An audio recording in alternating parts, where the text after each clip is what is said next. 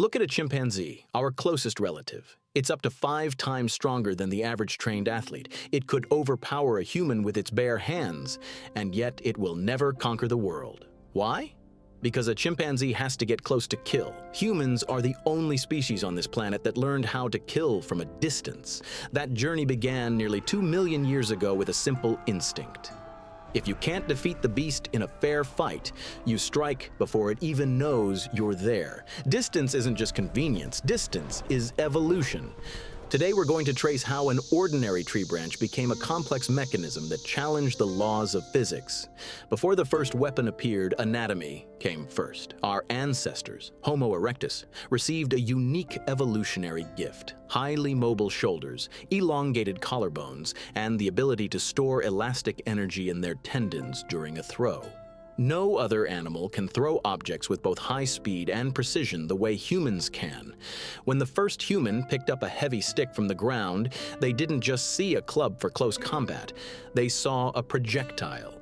The first true throwing weapon was extremely simple: the kylie, or throwing stick. A heavy curved branch that spins around its axis in flight. And here we meet the first physical trick: the gyroscopic effect. Spin stabilizes the stick in midair, preventing it from tumbling chaotically. That single insight extended accurate range from just a few feet to nearly 60. It was the first victory over fear. For the first time, humans could hunt fast prey or drive off predators while staying outside immediate danger. But the stick was only the beginning. The real breakthrough came when we realized something crucial. To throw faster, we needed more than muscle power. We needed centrifugal force.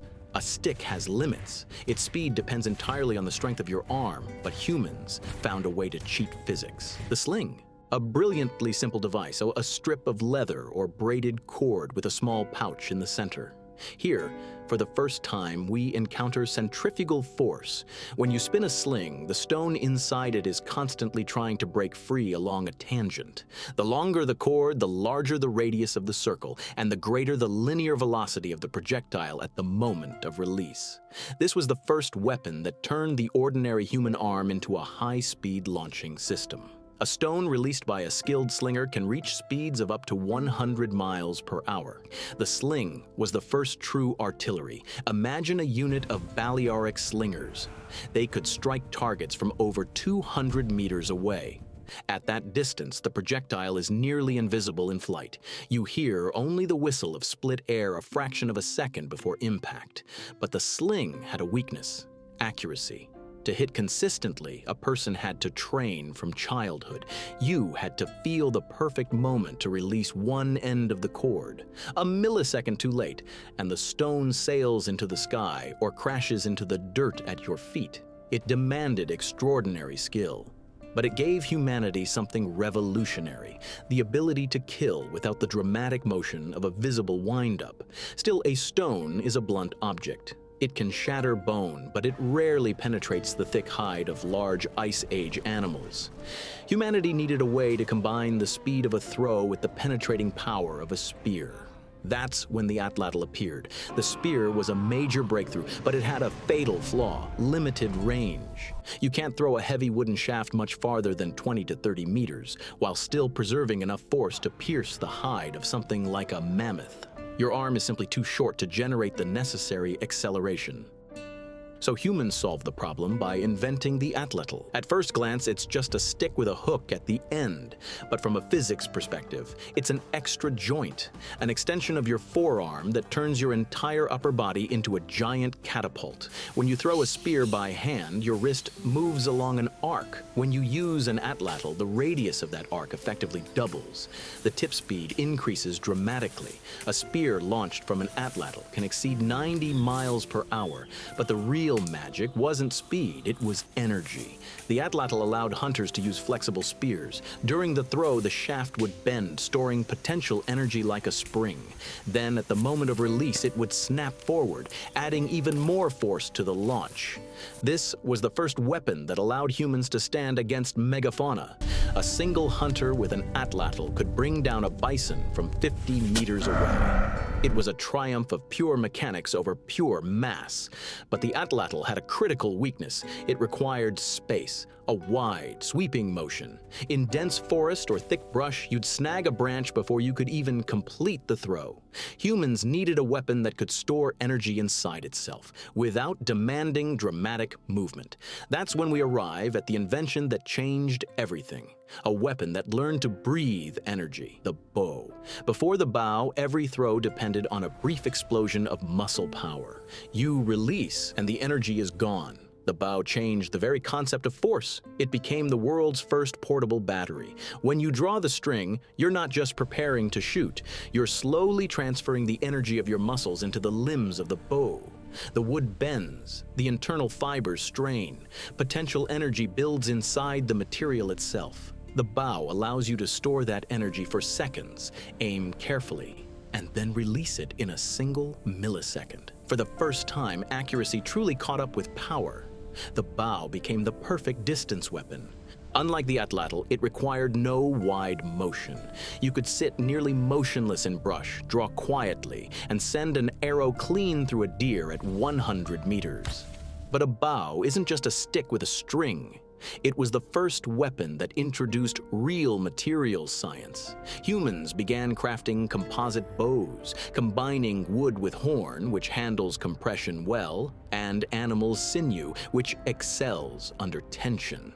The result was short, compact, and devastatingly powerful, strong enough to penetrate early metal armor.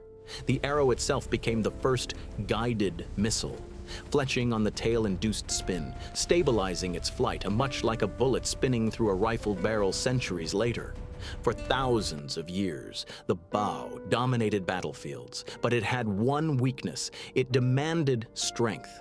You couldn't simply pick up a war bow and fire it. It took years of training to build the shoulder strength required to draw 110 or even 150 pounds of force. Humanity needed a weapon that could hold energy for you. A weapon where pulling a trigger replaced years of training. The crossbow. The bow was a weapon of the elite.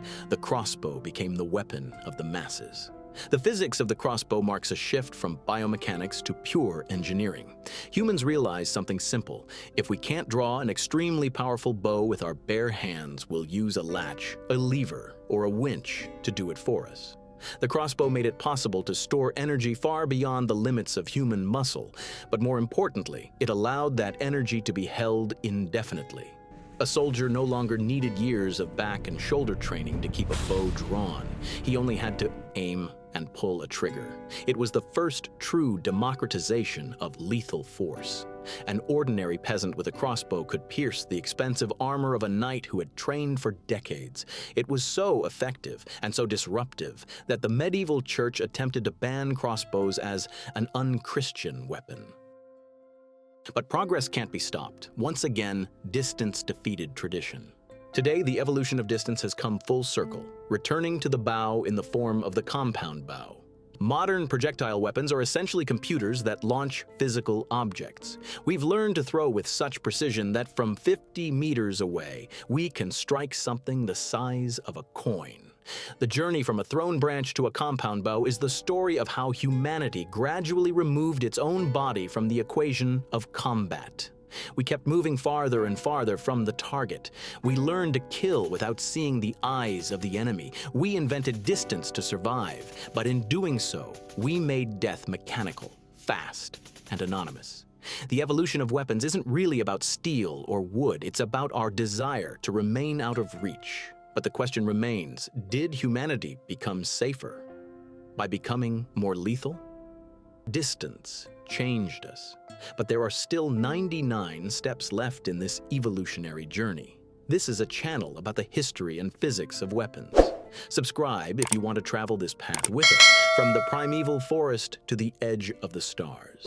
If the physics of the bow surprised you, leave a like. And tell me in the comments which weapon you'd like to see broken down next. See you in the next episode.